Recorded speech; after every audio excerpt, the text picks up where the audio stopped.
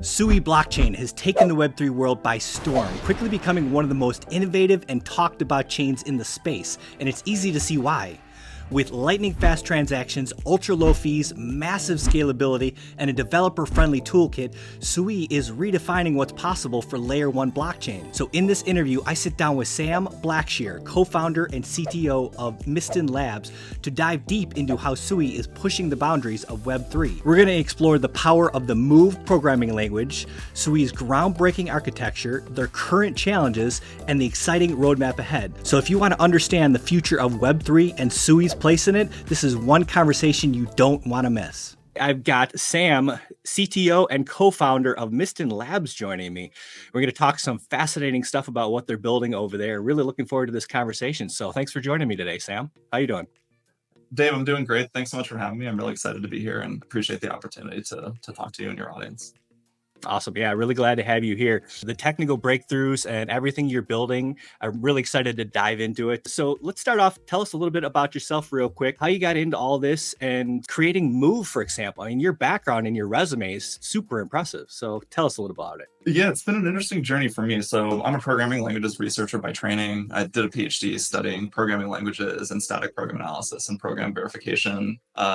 So I went from studying that to working at Facebook and developer tools for many years. And so there I was using my programming languages and static analysis skills to build automated bug finding tools. So what I did all day at Facebook for like 3 or 4 years was we read code, it has bugs in it, we write automated tools that try to find the bugs, we surface them to programmers, we get feedback and we fix it. And so from doing this kind of work, I just developed a lot of opinions over the years about software safety and about language design and about what in languages makes it easy to set the programmer up for success and avoid bugs, and what makes it hard, both easy foot guns, as we call them, where folks might make a mistake, and also things that make it hard to build tools that reason about code and that make it hard for humans to reason about code. And so that was my path into crypto and into Move, where I was invited to join the Libra project in 2018 as one of the founding engineers. And Libra was this Facebook secret project to build a blockchain-powered global payments network. And so they just pulled in experts from across the company in various areas that they thought were relevant. So, databases, distributed systems, cryptography, and languages. So I was sort of the languages guy, and they're like, okay, you're in charge of deciding what smart contracts mean for Libra.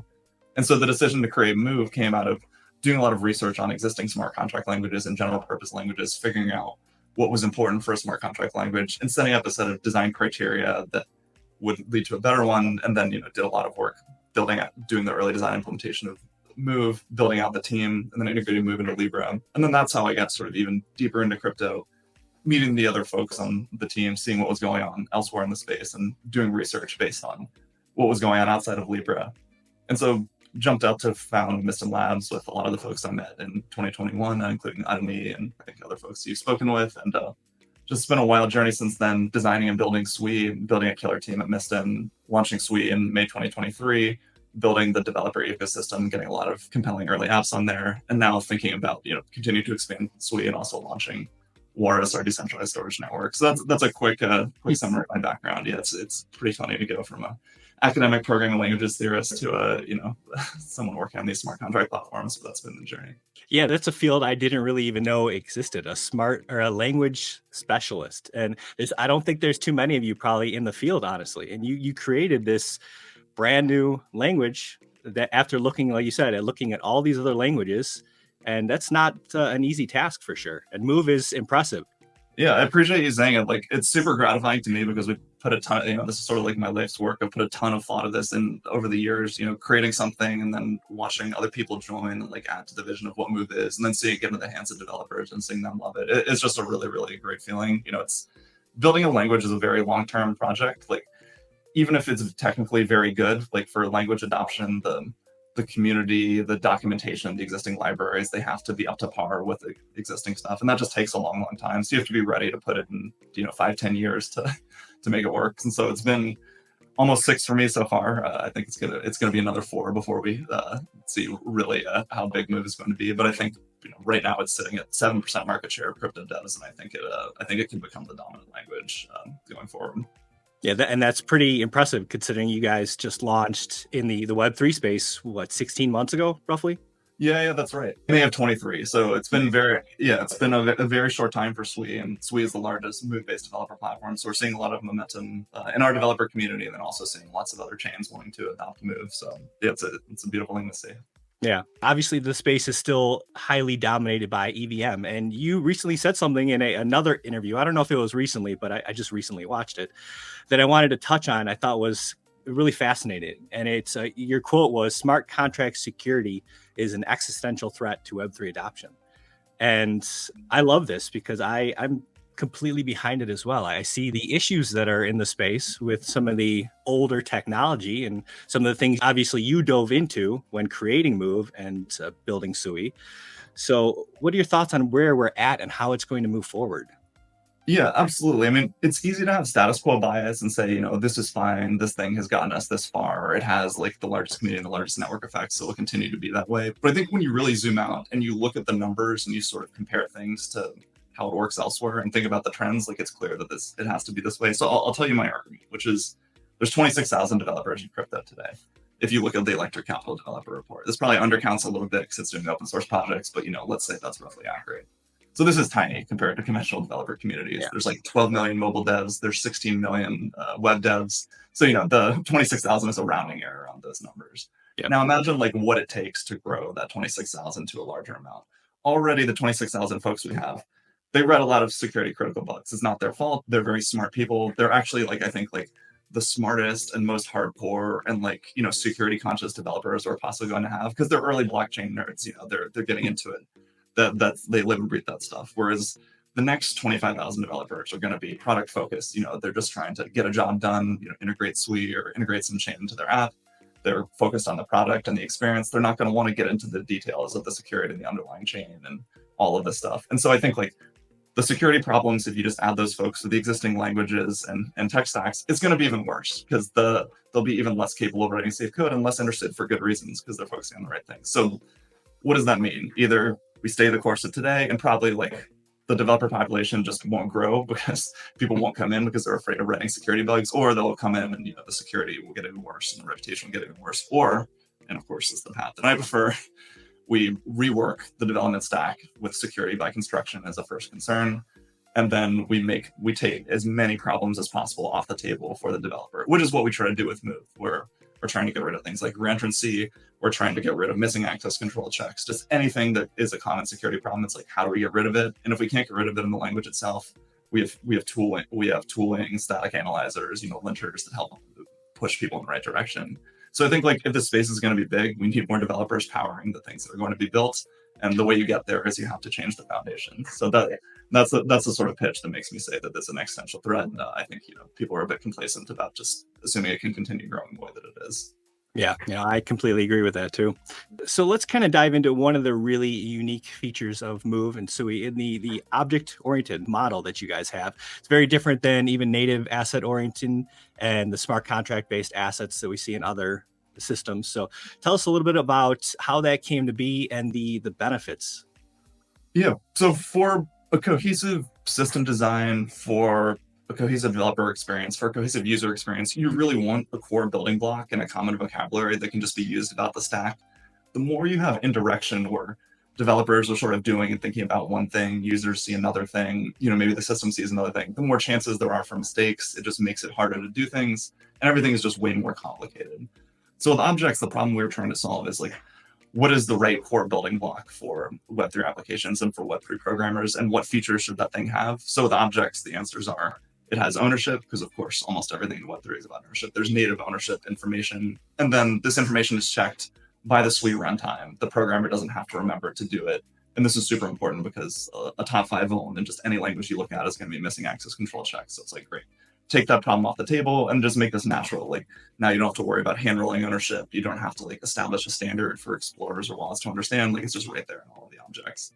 And then the other one is transferability, where of course, part of ownership is that something doesn't just sit in one place, it can be moved around. So objects have built-in transferability, and you can also customize if you want to set restrictions on how and when an object can be transferred.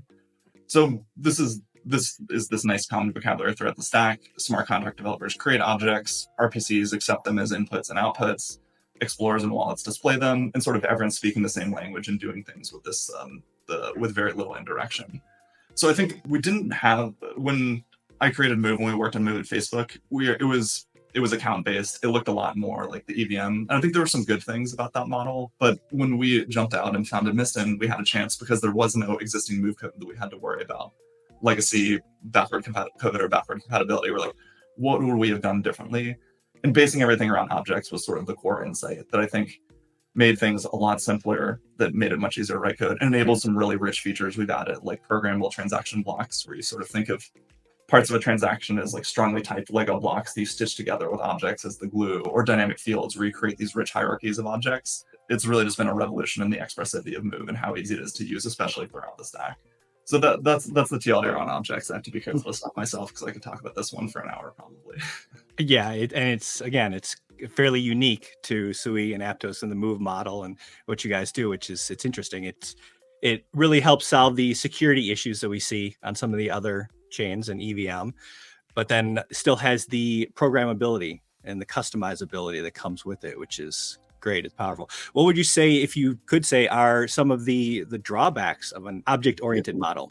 Yeah, so I think the biggest one is, as you said, like it's unique and it's different. And so when you have folks coming in from elsewhere, it takes a little bit of a mind meld to see how it's going. I think in some ways it's easier to start from scratch with objects than to sort of shift your mental model elsewhere. So that's definitely a thing. I think there's positives to this too, where when you're so strongly counterpositioned and different, like the folks who go through the trouble of actually learning and doing it in a new way are usually very aligned with the benefits of it, and then also have creative ideas about why they want to go through this mind meld. So that'll be one. I think the other thing is that I think objects are a little bit harder for coins or balances. Like there's definitely a convenience of having a model of like there's an account that has a single balance in it instead of having this collection of coins as we represent them with objects. But I think they're better for everything else. I think they're better for NFTs. I think they're better for in-game items. I think they're better for any like rich representations or hierarchies. But a lot of really crypto use cases are about balances and tokens. And so like some of the unfamiliarity and pain of that representation, I think is a reasonable drawback to call out. We have in SDKs and APIs, like we have things to sort of hide this and make it look the same as balances. But the difference under the hood, I think is sometimes a pain point. Yeah. I think that kind of points to what you were saying earlier too, with where we're at in the adoption of the space too, with 28,000 developers in the space. It sounds like, yes, it's maybe an issue right now, but if we're really looking outward to the big picture and the 20 million plus developers elsewhere, it may not be as much of a hurdle because you don't have to retrain them in a way. Exactly, yeah. The next 25,000 developers coming in will be programming at a much higher level of abstraction. They'll be using things like Inoki, which is the thing we develop at Mysten Labs that sort of lets you have API key level access to sending transactions and doing reads and letting people log in with Web2 accounts. And so I think like a lot of the products being built in the future, they won't even need to get into that level. Yeah. Now, if you're enjoying this interview, please go ahead and smash that like and subscribe, and also let me know who else you'd like to see on the show down in the comments. So one of the things I was reading recently too regarding the finality time, SUI has super fast finality. I think it's 380 milliseconds.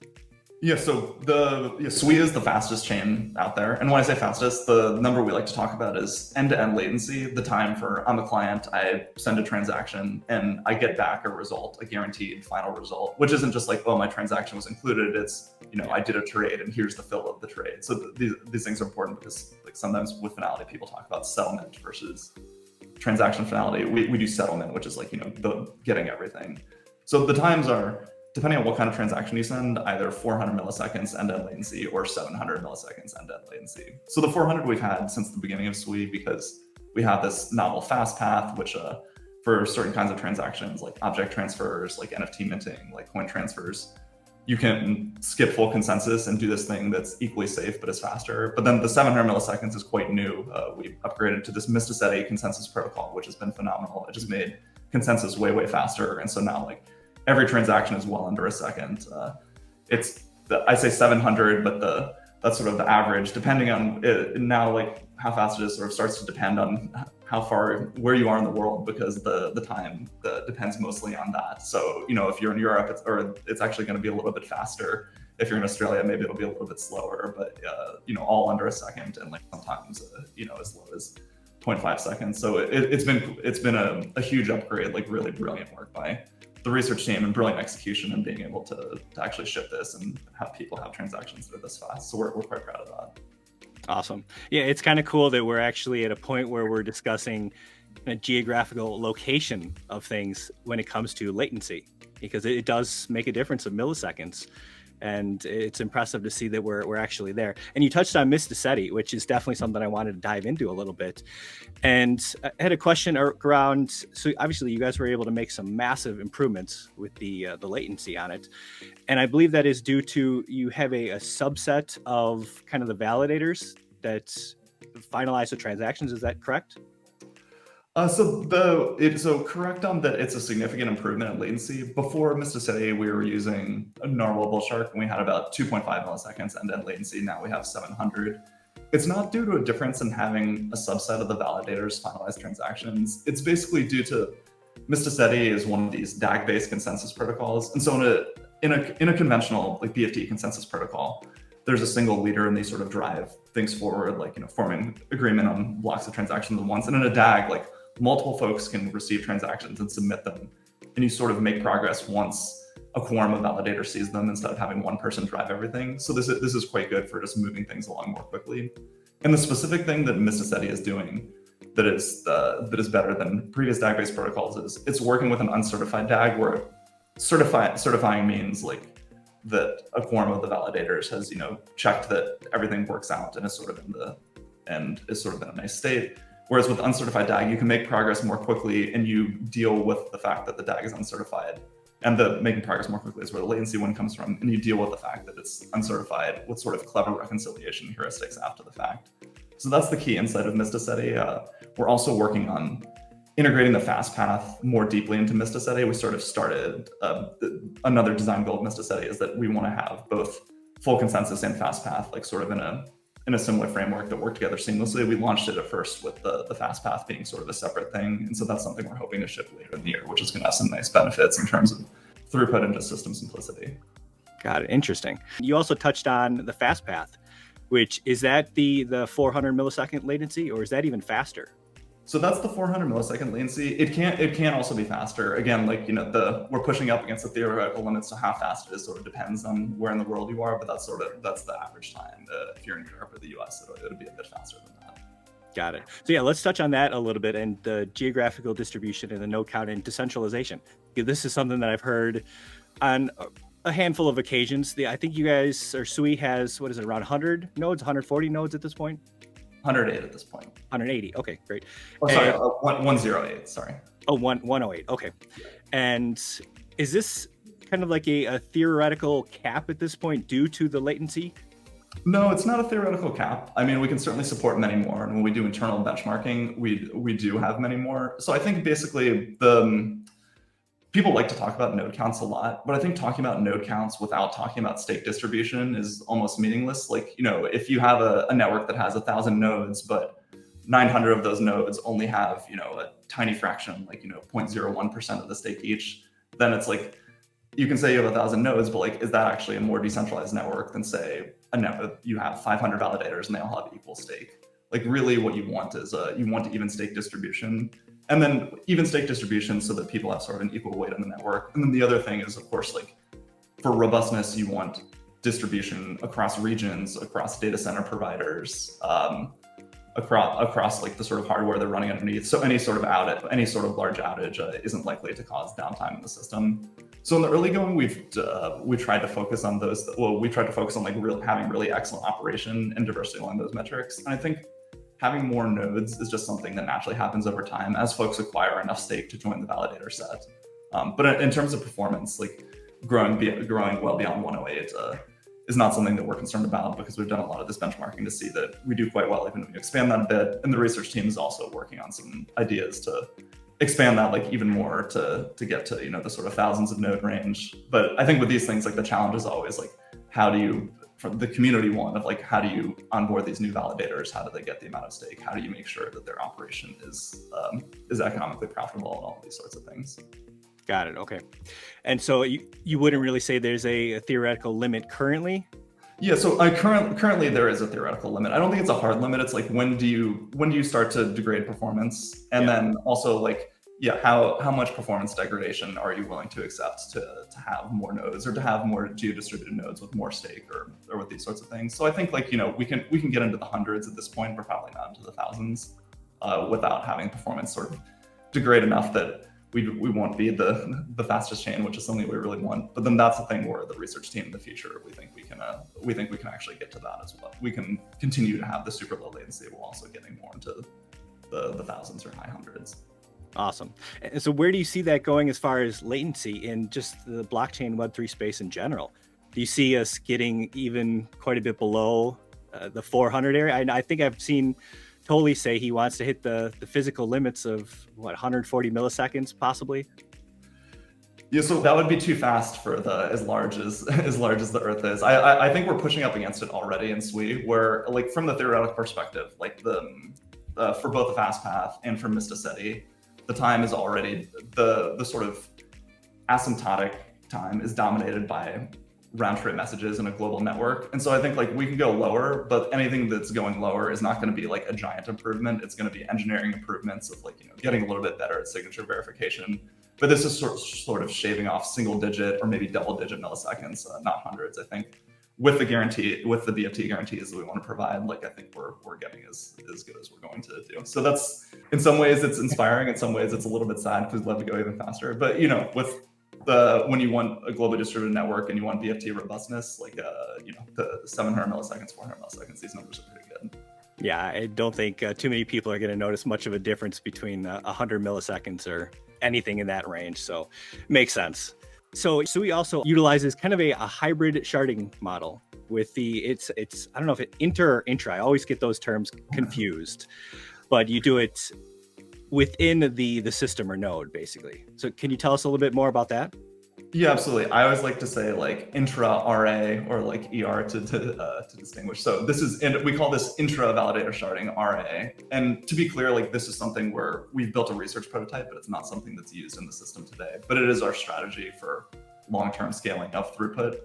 So the way this technique works is today SUI is a single box, or SUI validators are a single box architecture.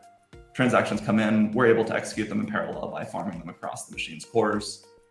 Today, we run well under capacity. We could handle a lot more load and not start to overload the machine. But at some point in the future, I think if we're successful, so many transactions will start to come in that the machine's cores are saturated all the time. And at that point, latency would go up or fees would go up, all these things we don't want to happen. And so what we want is for a validator to be able to say, oh, there's more traffic coming in. I can provision a second machine, and then I can farm out some of my transactions to be executed on that machine. And importantly, do this without increasing latency, because our entire like brand and value proposition is this super, super low latency. And so what you want to do is to be able to have elastically increasable throughput by adding more machines without increasing latency and without increasing your baseline operational costs. Because with traffic, like these things tend to be spiky. Like you might have 10x demand for a day because it's Christmas, but then tomorrow you don't want to be paying for running those 10 machines idle for the rest of the year. And so what this Pilotfish prototype work does is it shows a recipe for, in detail, of how do you do this, the thing that I described at a very high level of organizing a validator as multiple physical machines and then farming out different tasks to each of them. And then the results show that if you add a linear number of machines, you get a linear increase in throughput without decreasing latency. And so that's sort of getting, this is what we really wanted, getting beyond the like, oh, I can do 100,000 TPS, I can do 1 million, whatever. There's no number that's enough, right? Like what you need is to be able to increase with demand without sacrificing the metrics you care about, like latency. And so now like we have that at least in theory with Pilotfish. Very cool. And so that's, you would say, primarily execution sharding then, right? Yeah, so it's sharding execution. It's just as important to make sure, so sharding the state and making sure that execution happens close to the state that a transaction is touching, because that ends up being like what's expensive otherwise. Like execution is fairly cheap. It's always loading the objects that are going to be written and read by a transaction. You don't want to be doing that across machine boundaries, or you want to minimize that as much as possible. It gets expensive. So it's a scheme both of sharding into workers that have certain pieces of state, execution workers that are doing the work, and then whenever possible, trying to make sure that the transactions happen close to the data that they're trying to read, and minimizing these cross-shard reads and writes. Okay, so with the state sharding, and I wasn't really aware of, is the state divided between the machines when it comes to Pilotfish, or how is the state sharded? Yes, between the machines. So it's like so the SUI is the object centric, and objects have IDs. So you can think of like if there are a million objects and we have 4 machines, we're sort of we're setting up a scheme where you sort of have 250,000 on each or so. And and then the division, of course, is you want objects that are frequently read and written together to be located on the same machine together, because that's going to then minimize these number of cross-shard accesses. Got it. Okay. So and this is part of Pilotfish, so it's still kind of off in the future. Yeah, that's right. This is part of Pilotfish. With this, it's like, if SUI traffic ramped up a ton tomorrow, we would start like working on pushing this to production. But we're very intentional about like our needs today. Like the traffic is very much in the range of what SUI can handle, even if there are these massive spikes. So there's a long-term thing where we'll have it when we need it, and we're also looking at other iterations because in the future, who knows, like traffic may change in different kinds of ways, or we can probably do even improved versions of Pilotfish. But we are really proud of this result of being the first architecture where we can show that we can scale horizontally without decreasing latency. And the object data model was sort of built from the beginning with this goal in mind. So it's like one thing to be like, one could do this, and it's another thing to actually have the experimental results that show it. Got it. Okay. So is it kind of fair to say that, like, if we're looking at Solana, that they scale based off of cores kind of primarily, and the more cores, the more functions, since they're dividing functions by cores, is SUI doing kind of the same thing just by machines instead of cores? So you could have 4 machines with 8 cores with the same power as one machine with 32 cores is what Solana's kind of doing? So SUI can do either. So Solana, I think, classically talks about like vertical scaling. Moore's law will continue. Like machines with massive number of cores will get cheaper and cheaper, and we think this will always get ahead of the traffic that the network's experiencing. And so this has worked out so far and may well work out in the future. So of course, this strategy is available to SUI too. Like if we want to ask our validators to get bigger machines, that helps with scaling too. The thing is, though, there's no guarantee that the Moore's law actually will outpace the demand for transactions. And so if you get into a situation where it doesn't, like your scaling strategy like no longer works. And then I think the other thing is, from an operational perspective, go to AWS or go to any hardware vendor. It's always, the cost does not increase linearly with the number of cores in the machine. Like the 8 core commodity machines are way, way cheaper than like the 32 core, the 256, the 1,000 core machines that are coming out now. And so if you're thinking about like both operational costs and sort of hardware accessibility, which is important for decentralization, I think you don't want to rely solely on that. You want to give someone the flexibility to do it like the Web2 giants do. They use commodity machines, sort of like the smallest, cheapest ones they can. You have low baseline operational costs because you're running exactly the machines you need for your traffic, and you can spin up and spin down machines as you need to. So I think that's the main difference in the strategy.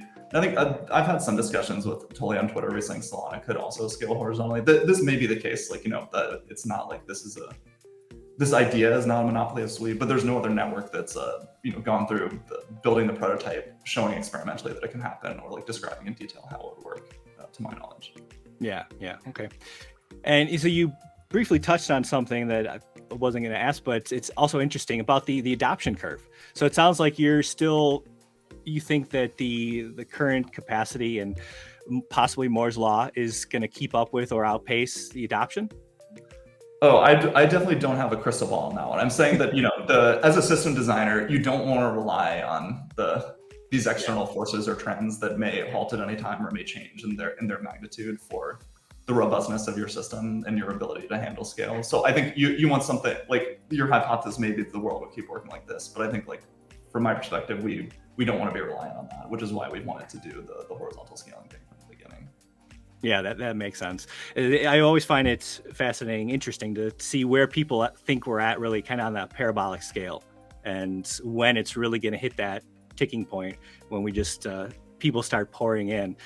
And hopefully it's soon. I still think, obviously, we're really, really early. Even the numbers that we see today are highly inflated. I think there's probably less than 20 million daily active users in the entire space, but numbers would say differently because they go off of users or wallets and addresses. But I just think that shows that how early we truly are. Yeah, I mean, I think you're right about this. And I have a different sort of first principles reasoning story for this, kind of like I have for developers, where it's like, okay, as a crypto developer, like what is your total addressable market, like absolute max? And so, like, one way to think about that is look at the number of wallet installs across all of crypto, because you kind of need a wallet to do anything today. And so that number is 60 million, which, Wow. it's more than the developers, but this is still tiny, like from the perspective of someone who's a product builder. If you're a popular game builder, 60 million is actually a very small audience. And of course, this is across all of crypto, and not all of them are active, so you're not going to get that many people. And so really, if you want this parabolic growth, that can't be your audience. You have to have some way to provide an expanded audience that's way beyond that 60 million. And so a problem we focus on a lot is how can we do that at the system level via constructs like zkLogin, where it's a native part of SUI, where you can send SUI transactions privately from a Google account, from a Facebook account, from a variety of Web2 accounts. And so if your app is built around these primitives, and then if you also use sponsored transactions to get rid of gas, then onboarding somebody is as easy as sending a link. It's not that they have to go install a wallet and get tokens and go through all these hoops first. And then your total addressable market is, billions of people, everyone who has these kind of accounts. And I think in terms of parabolic growth really getting bigger, that's how you have to do it. You have to expand the audience that developers can address, and then developers have to create something that's compelling for this set of people. So I think that's been one of the things that's missing. And so we focus a lot on the kind of apps that are sort of looking at the audience outside of that existing wallet install base. Awesome. Yeah, it definitely seems to be the end game too, that we have people coming in and not even knowing it, because you really shouldn't know what blockchain you're on, or if you have a token or not, and all that stuff. So I definitely want to touch on the zkLogin, because that's a fascinating thing that you guys have as well. You touched on how it connects to all these platforms and how it allows someone to basically interact with the blockchain and Web3 without knowing about it. So can you tell us a little bit more about that? Yeah, absolutely. So this is a brainchild of my co-founder Kostas, who's our lead cryptographer, and the cryptography team. And so the problem they were trying to solve is, one that seemed kind of impossible at the outset, which is, how can you send a transaction from a Web2 account without relying on a third-party service other than that Web2 account? And the trick they ended up coming up with was leveraging zero-knowledge proofs in this nifty way, where it's basically that the validator set has, the public key of Google, the public key of Facebook, and their login method.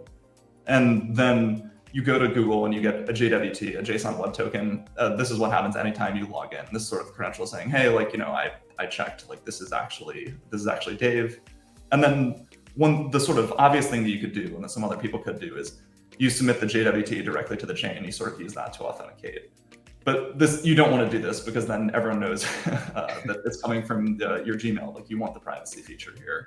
And so what the zero knowledge proof part is doing is it's computing a proof that it's proving the statement, this is a valid JWT, and it's tied with this SUI address, but there's no linkage between the email and the SUI address. And then when you send a transaction, instead of signing a transaction with a conventional key, you submit the proof, and the proof is verified. And then it's okay, now it's allowed to be used with this sender address, and then you send that transaction. So I think this is a very, very nifty technique. And then lots of apps are using it. We have it in Stashed, which is our web wallet, which is sort of the more consumer one, which is easy for folks to use. I think it's just making an enormous difference in terms of how easy it is to access these apps on SUI.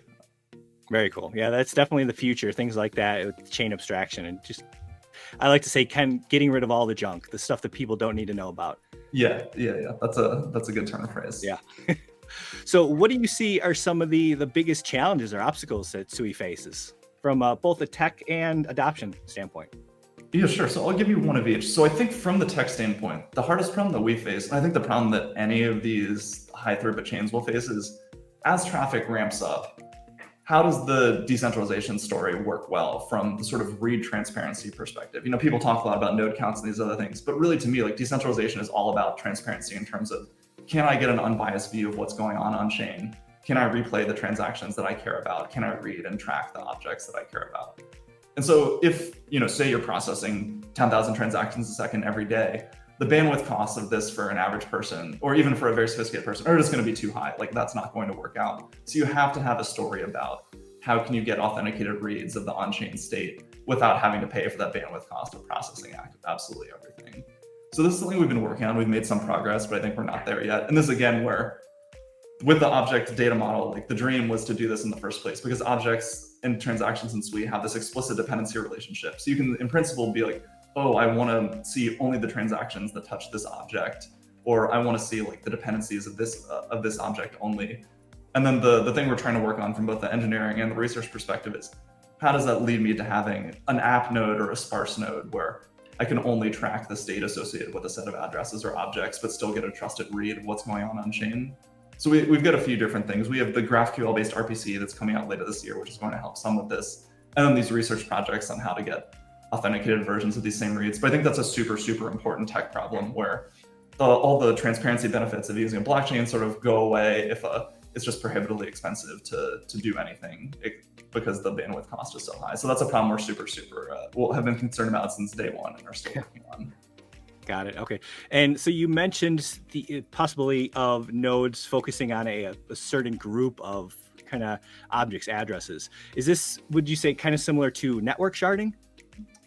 Will they be rotated and not fixed? It doesn't change anything for the validators, but it changes something for someone as an operator of an app or an owner of a wallet, or just someone who's a watchdog who's trying to care about certain things on chain without having to look at everything. This has worked historically for Ethereum and for old networks, just because the total number of transactions processed is so low that it's fine to run a full node and just track everything. But if you imagine in the future just trying to pull down and execute all transactions that go through a high throughput network, that model quickly doesn't work anymore. But that doesn't mean that people still don't need to get trusted views of the parts of the state that they care about. So that's really the problem that we're trying to solve here. It fortunately doesn't change anything for the validators. It's just that's like scaling the right side, which is like what we've talked about up to this point. This is how do you scale the read side, basically, is one high level way to think about it.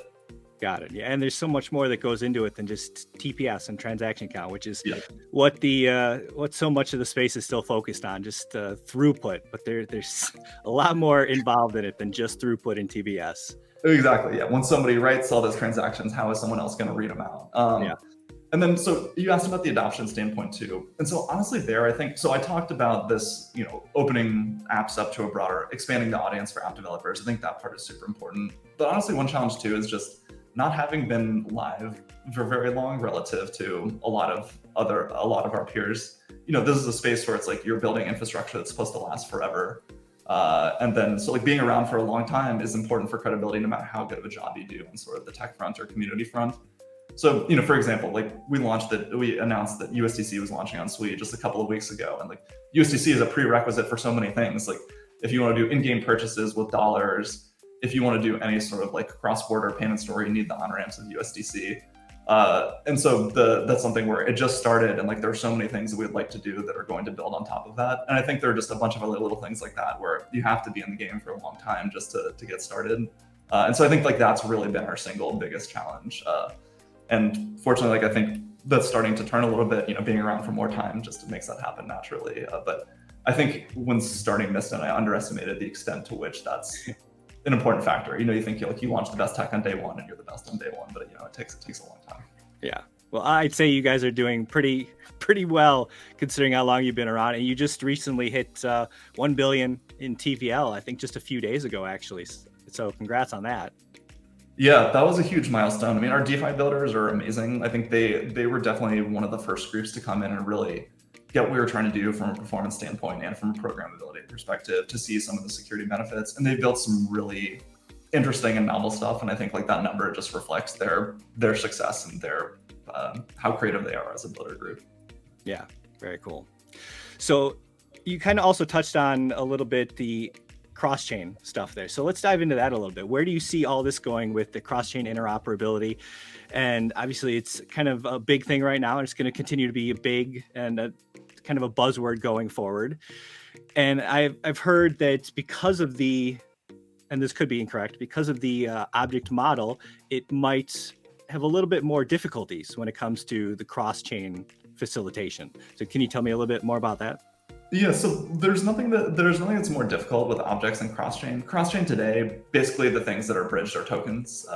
There are like some message passing and a little bit of NFT bridging. But if you just look at the total volume, so the total usage, like overwhelmingly it's moving tokens back and forth. And like we have a token standard. There's like ERC20 or the SPL standards on the Solana side, and it's easy to set up a bridge that does these things. And the bridges on SUI have done this. So I'll tell you a little bit about where we are and like what's sort of coming next with cross-chain interoperability. So we launched with Wormhole. Wormhole is a great partner, a great bridge that connects to many, many different chains. That's been the primary way that liquidity flows from other chains into and out of SUI up to today. We recently, actually just Monday of this week, launched the SUI native bridge to Ethereum. So this is something where instead of relying on a set of guardians or external folks, like it uses the SUI validators directly as the folks who are operating the bridge. So the bridge has the same level of trust as SUI itself.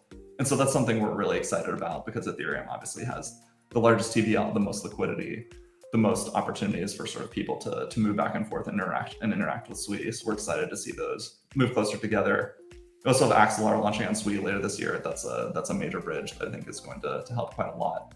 And then finally, like as part of the USDC coming to SUI, the CCTP, the cross-chain transfer protocol, which lets people move natively issued USDC from the chain it was on to natively issued USDC on SUI, is also going to go live. So that's a huge thing because then it's just easy and cheap to move native dollars instead of wrapping them, and they're fungible with the native USDC on SUI and all of that stuff. So pretty excited about both of those upcoming launches and the native bridge, which just came out. The UX on the native bridge is really excellent. The team did an amazing job on that. I would definitely encourage folks to try it out.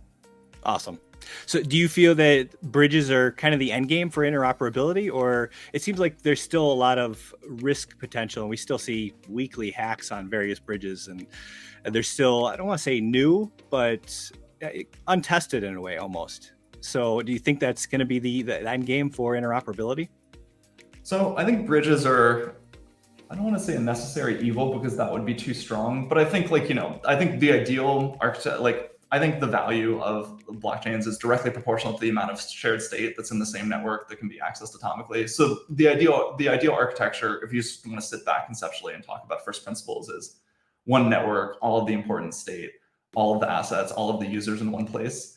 Of course, the world has evolved the way that it has, and we're not going to get to that setup. I think there will be a dominant network or networks, but there's always going to be multiple ones. And if there are going to be multiple ones, you're going to have bridges. I do think though, there's a difference between bridges that are native where it's okay, your trust assumptions are the same as the trust assumptions of the chain. So really you don't have to worry as much about these security issues or the trust assumptions because it's you're already relying on these same trust assumptions implicitly when you're sending transactions on the chain and not bridging. And when you look at which bridges have the most volume and the most usage, it usually is these native bridges because folks can, because of the lack of trust assumptions, and also because you can, if it's natively integrated with one chain and trying to do things very specific to that chain, you can make the UX really excellent. So I think I don't know if just token bridges are the end game. I'm sure it will expand to message passing and maybe bridging typed objects. That's something we're excited with SUI. But I think they're the short and mid game for quite a bit. Yeah, and so you mentioned the security of obviously the native bridges, which makes total sense. You're relying on your own validator set. Do you see SUI continuing to build its own for the primary networks in the Web3? Obviously, it just launched the Ethereum one, but is that going to expand? Yeah, so we'll see. We'll see what the demand is, basically. I think because we have Wormhole and we'll have Axelar, you can sort of get a preview of where is liquidity coming to or going from SUI and where does the demand come from. And I think we basically use that data to decide what to do next. So that data very clearly said Ethereum, and even without that data, we probably could have looked at the TVL numbers and figured that one out ourselves. Yeah. Well, for the future, we're not sure. We'll see. Okay. So one aspect or piece that we really haven't touched on at all is Bullshark. And I was just reading something recently that I'll actually just read it here. I have a question. It seems kind of fascinating. It's that Bullshark operates with partial synchronicity, where the network functions asynchronously until it reaches a point of global stable time, at which consensus can be carried out deterministically with synchronous communication. That I've never heard or seen that before. So can you break that down? What that means? Yeah. So this is consensus. This is probably from a consensus research paper on Bullshark, where it's definitely using some jargon that has very specific meanings in the consensus research community. Where whenever you're describing the consensus problem, there are assumptions you make about message delivery and sort of whether messages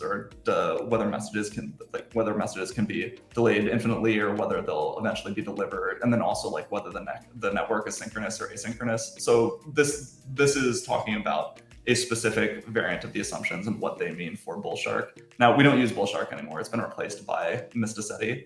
But definitely you should do a show with my co-founder George, or with Alberto, or with Left Harris, some of our consensus experts, and I think they would be happy to do the consensus researcher lingo assumptions and like how it builds out to Bullshark and Mysten from first principles. And I think that would be quite entertaining, but it's hard to do in a short time period. Yeah, I can imagine. And Narwhal was also in there at some point too, right?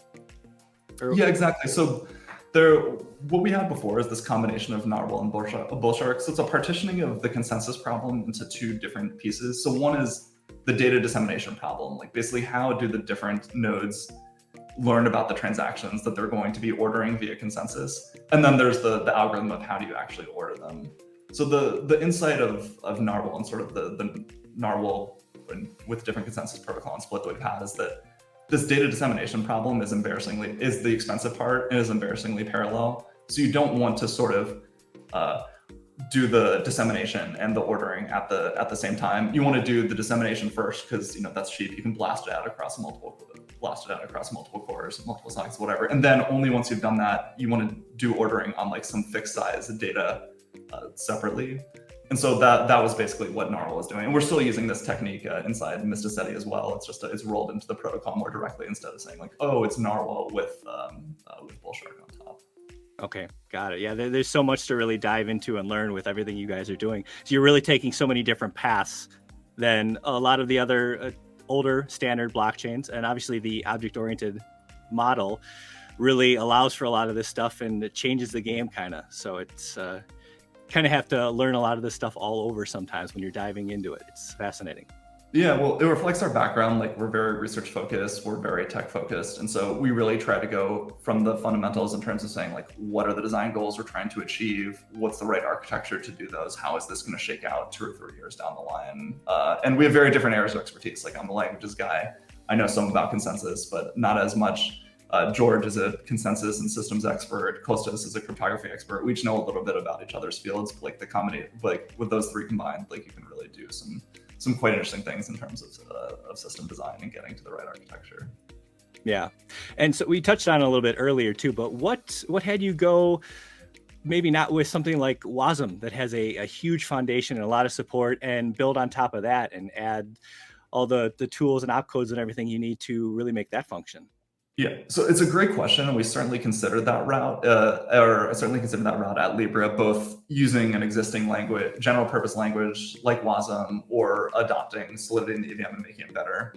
And so basically it comes down to this, where my philosophy on language design is that languages are fundamentally focused problem-solving tools. They're good to the extent to which they describe a clear set of problems that they're trying to solve and focus everything around them. And they're bad to the extent at which they lose focus and try to do everything. Like if there was one language that could be good at everything, there would only be one programming language, and we would all work on that. We would use that.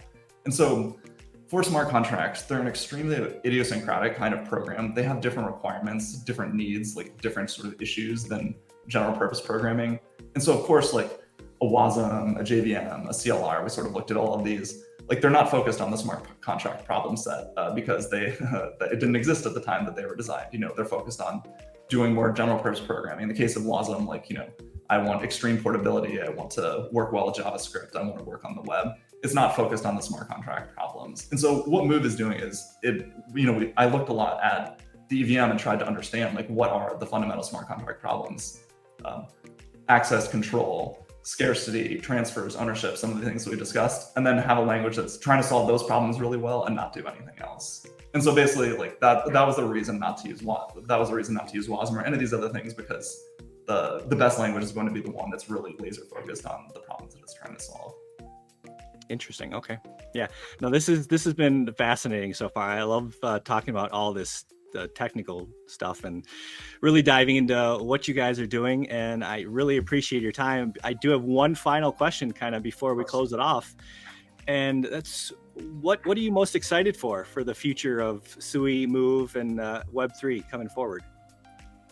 Yeah, so it's hard to pick only one thing, but I'm gonna say Walrus because it's sort of like putting all 3 together in an interesting way. So Walrus is this decentralized storage network that we're launching. It can be used in SUI, it can be used everywhere else. It's sort of demonstrating, I think, the power of SUI in a way that previous applications have not, and that it's just an ordinary set of Move smart contracts on top of SUI, but it's being used in accordance with this vision we have for SUI as the global coordination layer where there are novel kinds of assets issued, and then you get lots of programmability around those assets via being used in Move. So with Walrus, there's a white paper that came out a few weeks ago. It's super interesting going into the tech details of what's going on with Walrus. But I think like it's both very interesting in its own right and sort of doing decentralized storage in a way that's a lot more flexible, that has some stronger guarantees than existing systems, and then also like showing the potential of how you leverage SUI, and then just giving more power to SUI programmers, which was the main motivation for building it. Where we thought of SUI up to this point as it's a CPU and it's RAM, but there's no disk, and then Walrus adds the disk and and cloud storage too. And so I think there's just a lot more you can do when you have that as part of your decentralized stack. And so we've already seen some early examples of what folks built in the Walrus hackathon, but I'm really excited about both Walrus itself and what folks are going to do with that broader decentralized development stack. Awesome. Yeah, I'll have to dive into that. I wasn't too familiar with that one, so good to hear. Is that kind of, would you say, similar to what ICP is doing with the broader picture of trying to bring everything on chain? So I don't think everything wants to be brought on chain, but I think definitely you want to expand the set of things that you can do as a smart contract programmer or as a decentralized app developer. And I think storage is like one of the more obvious ones. Networking is something we think about too. Like we've talked a little bit about this Scion project that we're just using inside the SUI validator network at the moment, but maybe in the future we'll look at tokenizing bandwidth and turning it into a resource the same way we're doing with storage. But yeah, we basically like definitely more on chain. Everything on chain, I think, not quite as sure. Got it. Okay.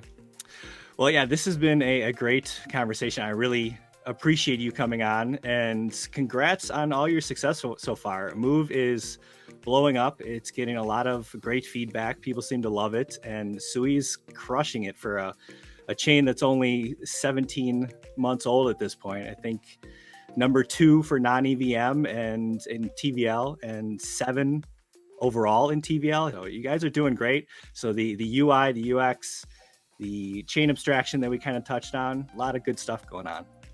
Yeah, well, Dave, I appreciate the kind words in the conversation. This was really fun for me, and these were thoughtful questions, and I love talking about this stuff, and so it was really great. Thank you so much.